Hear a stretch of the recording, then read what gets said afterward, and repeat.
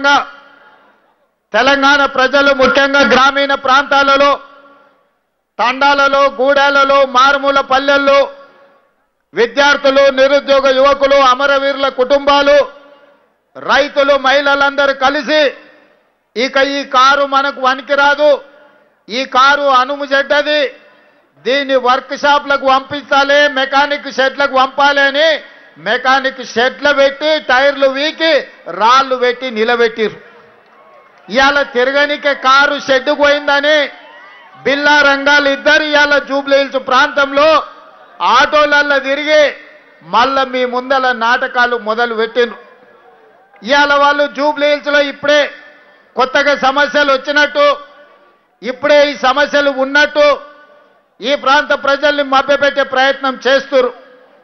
అదేవిధంగా ఉప ఎన్నికల సందర్భంగా ఈరోజు మాగంటి సునీతమ్మని మీకు చూపించి భర్త చనిపోయిండు, ఆడబిడ్డకి ఎన్నికల్లో ఓటేయండి అని ఈరోజు మిమ్మల్ని అడుగుతున్నారు.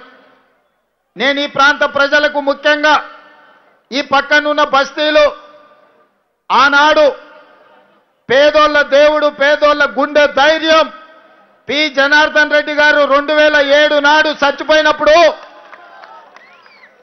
పీజేఆర్ గుండాగి చనిపోయినప్పుడు ఆయన కుటుంబానికి ఏకగ్రీవం ఇయ్యాలి అని ఆనాడు రాజకీయ పార్టీలు ఆలోచన చేసి గతంలో ఉన్న సాంప్రదాయాన్ని కొనసాగించే విధంగా పీజేఆర్ కుటుంబాన్ని ఏకగ్రీవం చెయ్యాలని నిర్ణయం జరిగింది.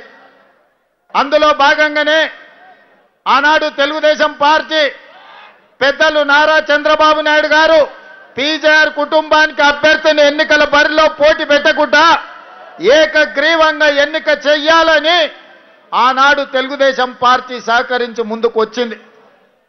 ఆనాడు చంద్రబాబు నాయుడు గారు పీజేఆర్ ఈ ప్రాంతానికి అందించిన సేవలను గుర్తించి ఎన్నికలు లేకుండా ఏకగ్రీవంగా ఎమ్మెల్యేను చెయ్యాలంటే చంద్రశేఖరరావు గారు ఎన్నికల బరిలో అభ్యర్థిని నిలబెడితే పీజేఆర్ కుటుంబం కేసీఆర్ను కలవడానికి ఇంటికి పోతే 3 గంటలు గేటు ముందు నిలబెట్టి ఎర్రటెండలో కలవకుండా వెనక్కి పంపించి ఈ ప్రాంతంలో అభ్యర్థులు చనిపోతే ఎమ్మెల్యేలు చనిపోతే ఎన్నికలు తీసుకొచ్చిన దుర్మార్గుడే కసాయే కేసీఆర్ అని చెప్పి నేను ఈరోజు చెప్పదలుచుకున్నా.